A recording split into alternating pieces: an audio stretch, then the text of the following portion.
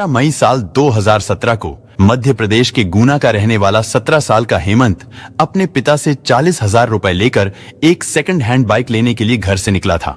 हेमंत उस बाइक की डील पहले ही कर चुका था और अब अपने पिता से पैसे लेकर वो अपने दोस्तों के साथ उस बाइक को लेने के लिए गया था। उसे घर से निकले हुए काफी समय बीत चुका था, लेकिन हेमंत अपने घर वापस नहीं लौटता है। इसके बाद हेमंत के पिता अंतर सिंह ने उसके नंबर पर फोन किया, लेकिन बार बार फोन करने पर भी उसका मोबाइल फोन बंद ही बता रहा था, जिसकी वजह से उन्हें अपने बेटे की चिंता होने लगी थी। इसके बाद हेमंत के पिता गुना पुलिस स्टेशन में पहुंचे। वहां पहुंचकर उन्होंने सारी बात पुलिस को बताई। अंतर सिंह की बात सुनकर पुलिस वालों को लगा कि हेमंत 40,000 रुपए लेकर बाइक लेने के लिए निकला हुआ है, तो हो सकता है वो अपने दोस्तों के साथ कहीं मौज मस्ती या पार्टी वगैरह कर रहा होगा, या फिर बाइक लेने के बाद इधर उधर कहीं घूमने निकल गया होगा। वो खुद ही घर लौट आएगा। लेकिन ऐसा कभी नहीं हुआ, क्योंकि अगले ही दिन हेमंत के पिता को हेमंत के ही नंबर से फोन आया, लेकिन फोन करने वाला हेमंत नहीं बल्कि कोई और था। वो व्यक्ति हेमंत के पिता से कहता है कि अगर तुम अपने बेटे को जिंदा और सलामत देखना चाहते हो तो जल्दी से 50 लाख रुपए का इंतजाम करो। साथ ही उसने धमकी देते हुए कहा कि इस बात की खबर किसी को भी नहीं लगनी चाहिए। हेमंत के पिता अंतर सिंह ने कहा कि ठीक है, मैं किसी को कुछ नहीं बताऊंगा और जल्द ही मैं 50 लाख रुपए का भी इंतजाम करता हूं।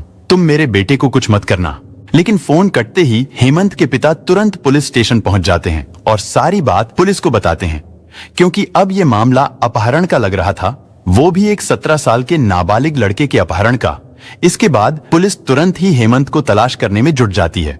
बहुत कोशिश करने के बाद भी हेमंत का कुछ पता नहीं चलता है, लेकिन इस घटना से 2 दिन बाद पुलिस स्टेशन में एक अनजान व्यक्ति का फोन आया। फोन करने वाले व्यक्ति ने बताया कि पटेल नगर इलाके में रेलवे लाइन के पास पुलिया के नीचे एक लड़के का शव पड़ा हुआ है, जो बुरी तरह से जला हुआ है।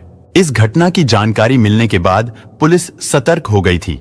उन्हें लगा कि जिस लापता लड़के की वो लोग तलाश कर रहे हैं, शायद वो शव उसी लड़के यानी हेमंत का ही हो सकता है। लेकिन ऐसा नहीं था, क्योंकि जब पुलिस ने घटना स्थल पर पहुंचकर उस शव की शिनाख्त कराई तो पता चला कि वो हेमंत नहीं बल्कि उसका दोस्त ऋतिक है। यानी अभी हेमंत का कुछ अता पता नहीं था और इधर उसके एक दोस्त का कत्ल हो चुका था। और यहीं से इस केस में एक नया मोड़ आता है, जिसमें पुलिस भी बुरी तरह उलझ कर रह जाती है, क्योंकि अपहरण तो हेमंत का हुआ था, लेकिन उसके 2 दिन बाद अधजली हालत में जो शव मिला था वो हेमंत का नहीं बल्कि उसके दोस्त ऋतिक का था। पुलिस भी हैरान थी कि आखिर ये क्या मामला है और इसके पीछे का असल मास्टरमाइंड कौन है। लेकिन जब इस घटना का खुलासा होता है तो एक नहीं बल्कि 3 कत्ल का खुलासा होता है, जिसके बारे में सुनकर उस पूरे इलाके में रहने वाले लोगों के भी होश उड़ जाते हैं। दरअसल इस कहानी की शुरुआत होती है 5 नाबालिग दोस्तों से, जिनमें हेमंत, लोकेश, ऋतिक, संस्कार और हनी दुबे, ये 5 लड़के बहुत अच्छे दोस्त थे। वो सभी एक दूसरे की मदद करते और एक दूसरे का हर काम में साथ दिया करते थे। हालांकि हेमंत एक अच्छे खासे अमीर घराने से ताल्लुक रखता था। उसके पिता अंतर सिंह सिंचाई विभाग में नौकरी किया करते थे। लेकिन मामला तब बिगड़ना शुरू होता है जब हेमंत 40,000 रुपए लेकर घर से अपने दोस्तों के साथ बाइक लेने के लिए निकला, लेकिन फिर वो वापस नहीं आया था। जिसके बाद हेमंत के पिता थाने पहुंचे थे और फिर अगले दिन उसके पिता को 50 लाख रुपए फिरौती के लिए फोन आया था। पुलिस सबसे पहले उस नंबर की लोकेशन को ट्रेस करती है जिस नंबर से फिरौती की रकम मांगी गई थी। उस नंबर की लोकेशन गुना से करीब 250 किलोमीटर दूर इंदौर में पाई गई। पुलिस तुरंत इंदौर पहुंचती है, लेकिन वहां पहुंचकर भी पुलिस को कोई सफलता हाथ नहीं लगती, क्योंकि उस फोन की लोकेशन एक सुनसान इलाके की पाई गई थी, जहां आसपास जांच करने पर फोन करने वाले के बारे में कुछ भी पता नहीं चल रहा था। पुलिस भी समझ गई थी कि इस वारदात को अंजाम देने वाला कोई बड़ा मास्टरमाइंड है, जो पुलिस को गुमराह करने के लिए ये सब कर रहा था। इधर पुलिस की एक टीम लोगों को हेमंत की फोटो दिखाकर उसके बारे में जहां तहां पूछताछ करके पता लगाने की कोशिश कर रही थी, लेकिन हेमंत का कुछ भी पता नहीं चल रहा था। ऐसे ही तलाश करते करते कई दिन बीत गए। इसके बाद पुलिस हेमंत के पिता से ही उसके बारे में जानकारी जुटाने के लिए थोड़ी पूछताछ करती है। हेमंत के पिता अंतर सिंह ने भी पुलिस को बस इतना ही बताया कि 18 मई को आखिरी बार हेमंत अपने दोस्तों के साथ बाइक लेने गया था। साथ ही उन्होंने हेमंत के उन 4 दोस्तों के बारे में भी बताया। पुलिस को एक बात और पता चली कि एक महिला पूनम दुबे, जो हेमंत के दोस्त हनी दुबे की मां है, हेमंत अक्सर उसके घर पर आया जाया करता था। साथ ही हेमंत के पिता ने यह भी बताया कि पूनम दुबे के घर पर अक्सर कुछ अनजान लोगों का आना जाना लगा रहता है। उनका कहना था कि पूनम दुबे का कई आपराधिक तत्वों के लोगों से संपर्क रहा है। उसके घर पर अक्सर युवकों की टोली बैठकर शराब और सिगरेट पीते रहते हैं। पूनम दुबे एक मंदिर की जमीन पर कब्जा करने को लेकर भी चर्चाओं में रह चुकी थी, लेकिन वो इसमें कामयाब नहीं हो पाई थी। अंतर सिंह ने बताया कि मैं अपने बेटे हेमंत को अक्सर उसके घर जाने से मना करता था, लेकिन वो फिर भी उसके घर जाया करता था। इन सब बातों का पता चलते ही पहले तो पुलिस हेमंत के चारों दोस्तों को तलाश करना शुरू करती है और उनके बारे में जानकारी जुटाने की कोशिश करती है। इसी दौरान पुलिस को पता चलता है कि उन चारों दोस्तों में से 3 दोस्त तो अपने घरों पर मौजूद हैं, लेकिन उनका चौथा दोस्त ऋतिक अपने घर से लापता था। लापता होने की वजह से पुलिस का शक अब ऋतिक पर चला गया कि हो ना हो हेमंत के लापता होने के पीछे जरूर ऋतिक का ही हाथ है। इसीलिए अब पुलिस हेमंत की तलाश करने के साथ साथ ऋतिक को भी तलाश करना शुरू कर देती है। उसी दौरान पटेल नगर में एक पुलिया के नीचे से पुलिस को ऋतिक का जला हुआ शव बरामद हुआ था। उसके गले और हाथ पर भी किसी हथियार से वार किया गया था। फिर यहीं से पुलिस को ऋतिक के कत्ल और हेमंत के अपहरण के बारे में एक बहुत बड़ा सुराग मिलता है।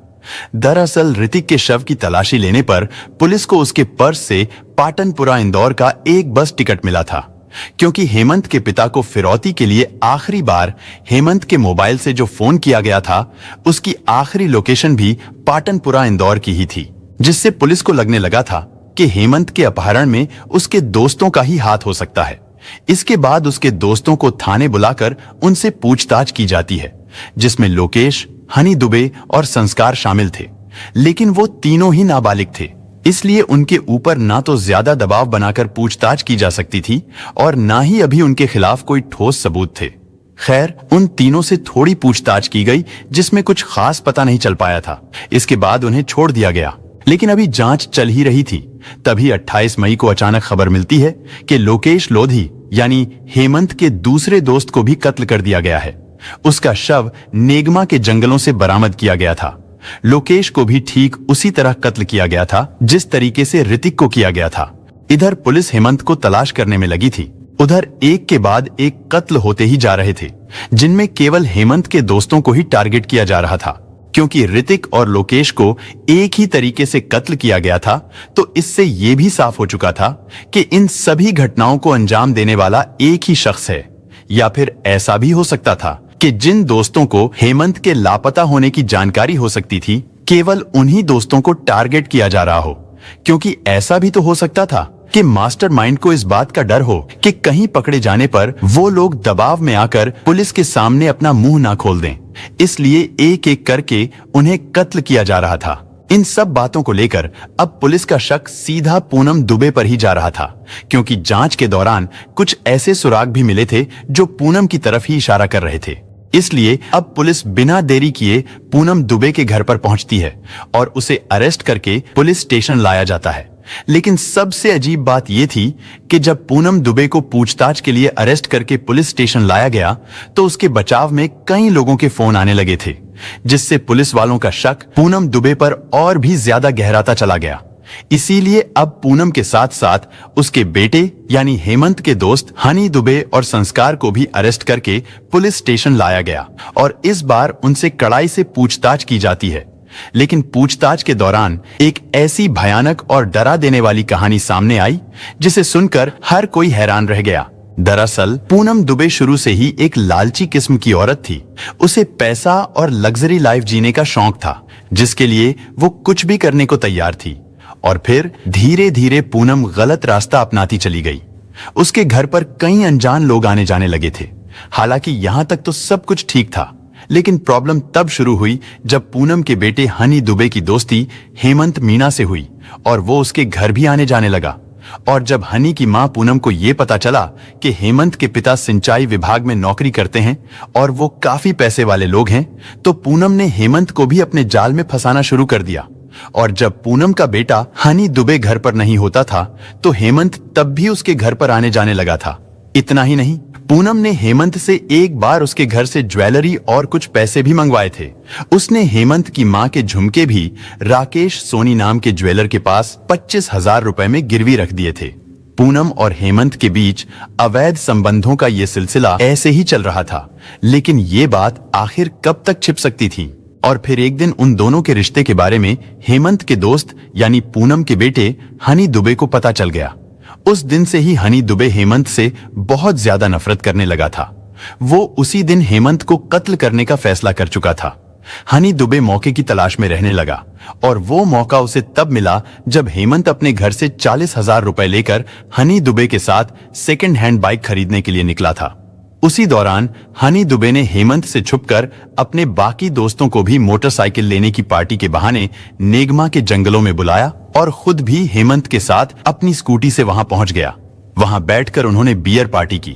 हालांकि उस समय उनका एक दोस्त संस्कार वहां पर मौजूद नहीं था, लेकिन हनी दुबे ने हेमंत के पास गाड़ी के जो 40,000 रुपए थे उन पैसों का लालच देकर अपने दोनों दोस्तों ऋतिक और लोकेश को भी अपने प्लान में शामिल कर लिया था। इसके बाद हनी दुबे ने मौका पाकर एक बियर की बोतल उठाई और हेमंत के सर पर जोर से दे मारी। हेमंत के सिर पर चोट लगने के साथ साथ वो बोतल भी टूट जाती है। इससे पहले कि हेमंत कुछ समझ पाता, हनी दुबे ने टूटी हुई बोतल से उसके ऊपर ताबड़तोड़ कई वार कर दिए।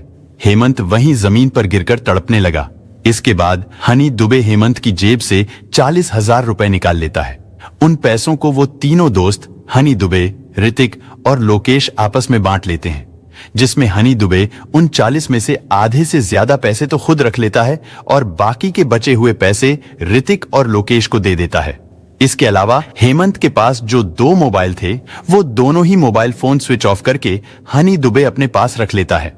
इधर हेमंत की सांसें पूरी तरह थम चुकी थी। इसके बाद उन्होंने पहचान छुपाने के लिए पेट्रोल डालकर उसके शव को जला दिया और फिर वो तीनों अपने अपने घरों को लौट गए।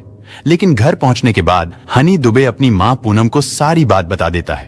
पूनम दुबे भी कोई सीधी सादी महिला नहीं थी। उसने अपने बेटे के अपराध को छिपाने के लिए एक बहुत ही भयानक और खतरनाक षड्यंत्र रचा। पूनम ने सबसे पहले ऋतिक से कहा कि तुम हेमंत का मोबाइल फोन लेकर इंदौर जाओ। वहां पहुंचकर तुम हेमंत के मोबाइल से ही हेमंत के पिता को फोन करके 50 लाख रुपए की मांग करो। पैसों के लालच में आकर ऋतिक ने ठीक वैसा ही किया। लेकिन अब सवाल यह है कि आखिर ऋतिक को किसने कत्ल कर दिया था। और जब इस बारे में पूनम से पूछा गया तो उसने बताया कि जब पुलिस हेमंत को तलाश कर रही थी तो उस समय ऋतिक भी लापता था, क्योंकि वो तो इंदौर गया हुआ था, जिसकी वजह से पुलिस का शक ऋतिक पर चला गया था। लेकिन इंदौर से वापस लौटने के बाद ऋतिक और लोकेश पूनम को ब्लैकमेल करने लगे थे कि उन्हें फिरौती की रकम का हिस्सा पहले ही चाहिए, नहीं तो वो दोनों सब कुछ पुलिस को बता देंगे।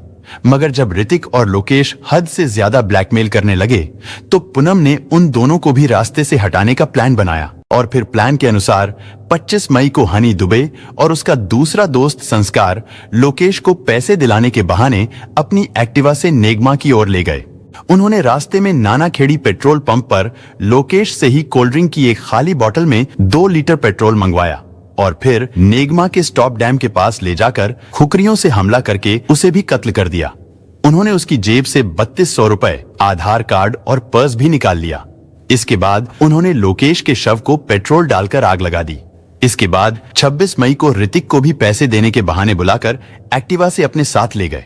उसे भी नानाखेड़ी पेट्रोल पंप पर भेजकर उसी से 2 लीटर पेट्रोल मंगाया और ऋतिक को साथ लेकर पटेल नगर पुलिया के नीचे पहुंच गए। इसके बाद हनी दुबे और संस्कार ने मिलकर एक चादर से ऋतिक का गला घोट दिया, साथ ही उसके सिर पर पत्थर मारकर ऋतिक को भी खत्म कर दिया और उसकी लाश पर भी पेट्रोल डालकर आग लगा दी। हालांकि हेमंत के परिजनों ने तो पहले ही पुलिस पर लापरवाही बरतने का आरोप लगाया था। पुलिस पर यह सवाल भी उठ रहे थे कि जब आरोपी पहले ही दिन से पुलिस की नजर में था तो फिर पुलिस सच क्यों नहीं उगलवा पाई थी, क्योंकि आरोपियों ने दूसरी बार पूछताछ के लिए लाए जाने के दौरान ही 2-2 कत्ल कर दिए थे। हालांकि ऋतिक और लोकेश से पहले वो लोग हेमंत को भी कत्ल कर चुके थे, यानी पुलिस की भूमिका इस पूरे मामले में संदिग्ध रही है। इधर पूनम दुबे ने पुलिस को एक और चौंकाने वाली बात बताई थी। उसका कहना था कि अगर वो दोनों माँ बेटे पकड़े नहीं जाते तो संस्कार को भी खत्म कर देते, क्योंकि अब संस्कार ही बचा था जो उन दोनों माँ बेटे की असलियत जानता था। खैर, इस घटना का खुलासा होने के बाद हनी दुबे और संस्कार की निशानदेही पर हेमंत और लोकेश के शवों को भी बरामद कर लिया जाता है। साथ ही पूनम दुबे, हनी दुबे और संस्कार के दिए गए बयान, सबूतों और गवाहों के आधार पर सेशन कोर्ट ने इस जघन्य अपराध को रेयरेस्ट ऑफ रेयर केस मानकर अपना फैसला सुनाया था, जिसमें कोर्ट ने पूनम दुबे, संस्कार और नाबालिग आरोपी हनी दुबे को भी आजीवन कारावास की सजा सुनाई गई। और ऐसा पहली बार हुआ था जब एक नाबालिग को उम्र कैद की सजा सुनाई गई थी। हनी दुबे को 3 दोस्तों को कत्ल करने और सबूत छिपाने के आरोप में दोषी पाया गया था। दोस्तों, इस घटना को सुनाने का उद्देश्य किसी का दिल दुखाना नहीं है, किसी को परेशान करना नहीं, बल्कि आपको जागरूक करना है, आपको सचेत करना है। दोस्तों, इस पूरी घटना के बारे में आपकी क्या राय है? कमेंट बॉक्स में जरूर बताएं। और अगर हमारी मेहनत पसंद आई हो तो इस वीडियो को लाइक करते हुए शेयर भी करें। अगर आपने अब तक चैनल को सब्सक्राइब नहीं किया है तो हमारे चैनल को सब्सक्राइब कर लीजिए। धन्यवाद।